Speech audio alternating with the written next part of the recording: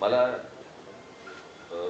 अत्यंत महत्त्वाची एक गोष्ट आपल्यासमोर आणि महाराष्ट्राच्या जनतेसमोर मला ठेवायची आहे की निवडणूक ही गोष्ट म्हटल्यानंतर राजकीय पक्ष आले आणि निवडणुकांना मतदान करणारा महाराष्ट्रातला मतदार आला.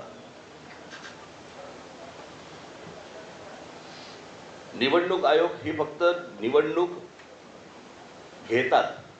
घेतात, कंडक्ट करतात, परंतु राजकीय पक्ष हे निवडणुका लढवतात. आणि राजकीय पक्षांना जर समजा निवडणूक आयोग ज्या मतदार याद्या आहेत ह्या जर समजा दाखवतच नसेल तर मला असं वाटतं की पहिला घोळ इकडे आहे की आम्ही तुम्हाला याद्याच नाही दाखवणार. म्हणजे मी आता तुमच्याकडे 2024च्या निवडणुका व्हायच्या अगोदर आणि 2024च्या निवडणुका झाल्यानंतर अशा मी तुम्हाला 2 याद्या मी तुम्हाला फक्त आता दाखवणार आहे.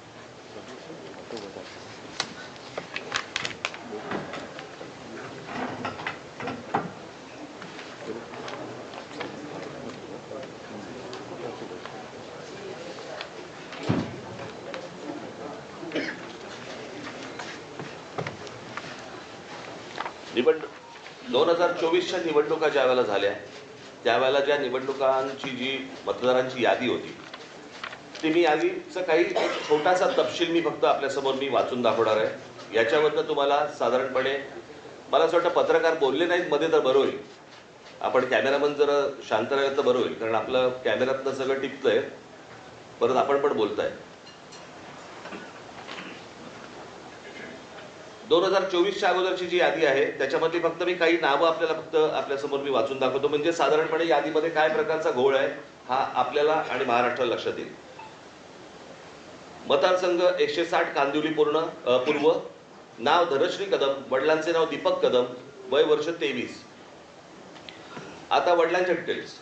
नाव दीपक रघुनाथ कदम, वडिलांचे नाव रघुनाथ कदम, वय 117. मतदारसंघ 161 चारकोप, नाव नंदिनी महेंद्र चव्हाण, वडिलांचे नाव महेंद्र चव्हाण, वय वर्ष 124, वय 124. आता वडिलांचे डिटेल्स. नाव महेंद्र कुमार श्रीनाथ चव्हाण, वडिलांचे नाव श्रीनाथ चव्हाण, वय 43. कोणी कोणाला काढले तेच कळत नाही.